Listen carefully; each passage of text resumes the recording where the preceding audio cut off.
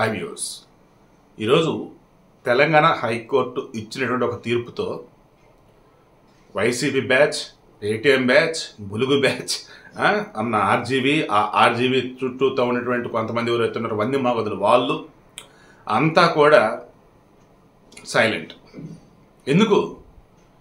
నారా లోకేష్ ఏ అంశం గురించి అయితే పోరాడుతూ ఉన్నారో అదే అంశానికి సంబంధించి కోర్టు ఏకీభవించింది. ఎలా? వ్యూహం అనే సినిమా తీశారు.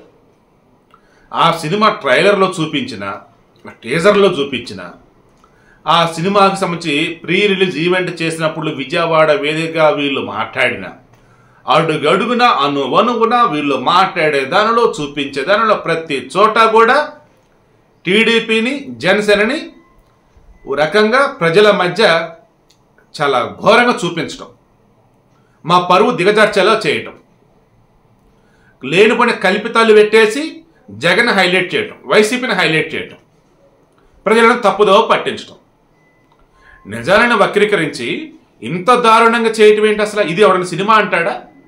అదేమంటే నాకు జగన్ అంటే ఇష్టం అంటూ, నాకు పవనం చంద్రబాబు అంటే పడదంటూ, ఈ సినిమా వల్ల రాజకీయంగా ఏదైనా జరగచ్చు అంటూ రకరకాలుగా మాట్లాడుతుంది. ఏంటి అసలు ఇదంతా కూడా? మరలా సోనియా గాంధీకి సంబంధించి అదొక ప్రస్తావన, అది కాంగ్రెస్ వాళ్ళు వేస్తున్నారు, తర్వాత మాట్లాడు. మెయిన్ అసలు ఇప్పుడు ఏంటి? రామ్ గోపాల్ వర్మ అనే వ్యక్తి ఒకనాడు సంచలనం, నో డౌట్.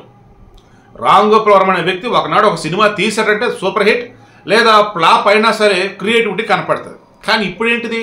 రామ్ గోపాల్ వర్మ తీస్తున్న సినిమానా, లేదన్నప్పుడు ఏదో బ్లూ ఫిల్మా, లేదన్నప్పుడు ఏదైనా చిల్లర ఇదా? అంటే ఆయన వాల్యూ అన్నది చేతుల్లో ఆయన తగ్గించుకున్నాడా అంటే అవును అనే విధంగానే గత కొద్ది సంవత్సరాలుగా ఆయన ప్రవర్తన కావచ్చు, ఆయన తీసు సినిమాలు కావచ్చు ఉంటా ఉన్నాయి. అదేమంటే ఆయన ఏమంటాడు? నాకు నచ్చింది నేను చేస్తా, నాకు నచ్చింది నేను తీస్తా, ఇష్టం ఉంటే చూడండి, లేకపోతే వద్దు, నేను రమ్మనే చెప్పట్లేదు మిమ్మల్ని అంటాడు. రామ్ గోపాల్ వర్మ అంటే ఇప్పటికీ అభిమానం ఉన్న వాళ్ళు ఉన్నారు. మరి అటువంటి అప్పుడు పాపం వాళ్ళు వెళ్తారు కదా సినిమాలకి.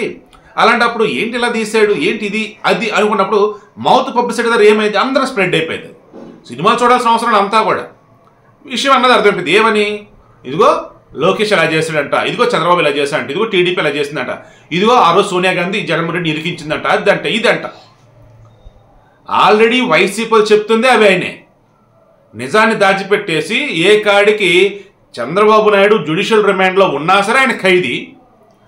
ఈ జగన్మోహన్ రెడ్డికి సంబంధించి సిబిఐలు కేసులు నమోదు చేసి, ఈడీ ఆస్తులు జప్తులు చేసి ఆయన్ని జైల్లో ఉంచితే ఆయన వచ్చేసేమో పవిత్రమైనటువంటి సచ్చీలుడు అన్నట్టుగా వీళ్ళు చెప్తారు. సో ఏదైనా వైసీపీ వాళ్ళ వర్షంలోనే వెళ్ళిపోతా ఉంది. ఇప్పుడు ఆర్జీ వచ్చేసి వాళ్ళకి తోడయ్యాడు. ఇతను సినిమా ఆవిడు కదా, దాంతో ఏమవుతుంది? ఈ మధ్యకాలంలో అతను పెట్టే పోస్టులు కానీ రిమైనింగ్ అన్ని కూడా ఏ కాడికి వైసీపీకి హైప్ ఇచ్చే విధంగా ఉన్నాయి, అండ్ టీడీపీ జనసేన కించపరిచే విధంగానే ఉన్నాయి.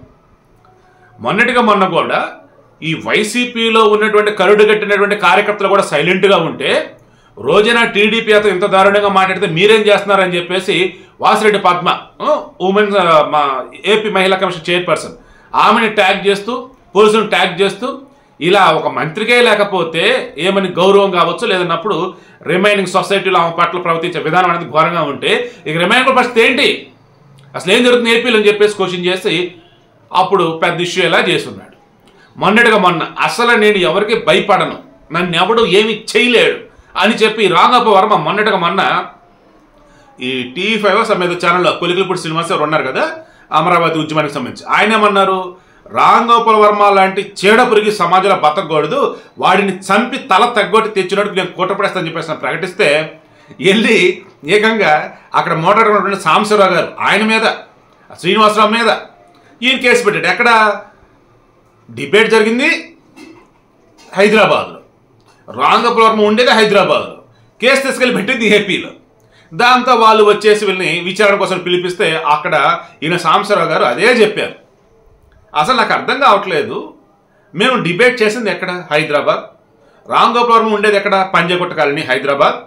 మరి ఏపీ వాళ్ళకి ఏమిది? ఒకవేళ సామాజిక బాధ్యత అనుకుంటే జ్యూరీ ఎఫ్ఐఆర్ నమోదు చేసి ఏ జ్యుడిషియల్ కింద వచ్చిందో అక్కడికి పంపాలి, దాన్ని ఏ జ్యుడిషియల్ కిందకు వచ్చిందో అక్కడ పంపాలి. అలా కాకుండా అసలు ఏంటి ఇదంతా? పోనీ వాళ్ళు ఏమన్నా ఆ రోజు డిబేట్లో ఏం జరిగింది ఏంటంటే అది డిస్కస్ చేస్తున్నారంటే మా వ్యక్తిగత విషయాలు మొత్తం అడుగుతా ఉన్నారు, మేమెందుకు చెప్తాం?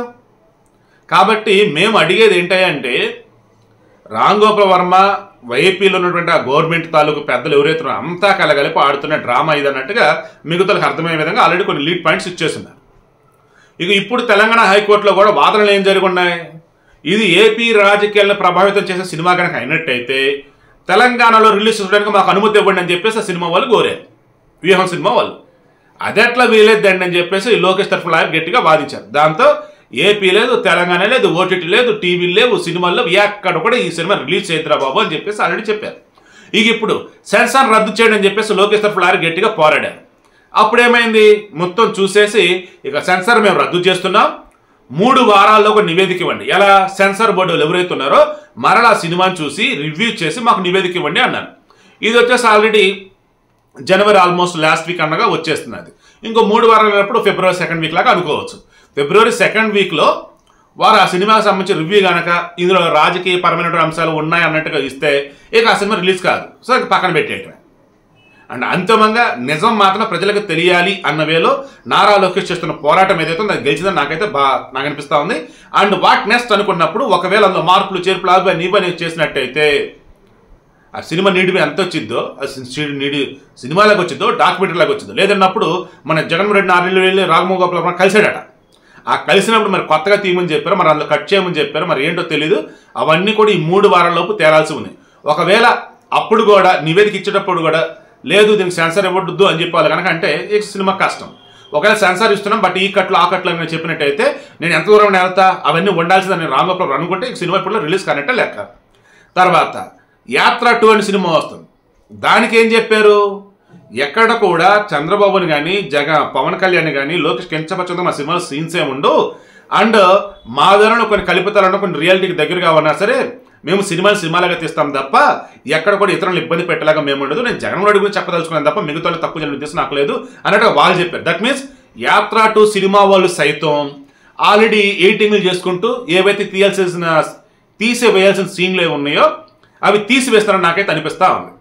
సో ఈ వ్యూహం సినిమా అన్నది ఈ రామ్ గోపాల్ వర్మ పెట్టిన ఎఫర్ట్స్ ఏవైతే ఉన్నాయో ఎంతోమందికి ఒక గొప్ప లెసన్ లాంటివి. ఎవరైనా కానీ నచ్చినట్టుగా సినిమా తీస్తా నేను వదులుతా అంటే చూస్తూ కోర్టులు ఊరుకోవు.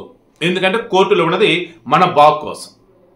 రాజకీయంగా మేము అధికారంలో ఉన్నాం, మా దగ్గర డబ్బు ఉంది, మా ఇష్టం చేస్తాం అంటే ఈ ప్రజాస్వామ్య దేశంలో నడవద్దు. ఇక మీదట అయినా రామ్ గోపాల్ వర్మ మాట్లాడేటప్పుడు కావచ్చు, సినిమాలు తీసేటప్పుడు కావచ్చు, కొంచెం ఈ భారతదేశానికి రూల్స్ ఉంటాయి, రెగ్యులేషన్స్ ఉంటాయి, రాజ్యాంగం అనేది ఒకటి ఉంది. ఇవన్నీ ఆయన చూసుకొని ఆలోచించుకొని ఆ రకంగా అడుగులు వేస్తే well and good. If not ఆయన ఒకప్పుడు రామ్ గోపాల్ వర్మ డైరెక్ట్ ఉండేవాడు అన్న వేలో ఆయనే వినాల్సి వచ్చింది.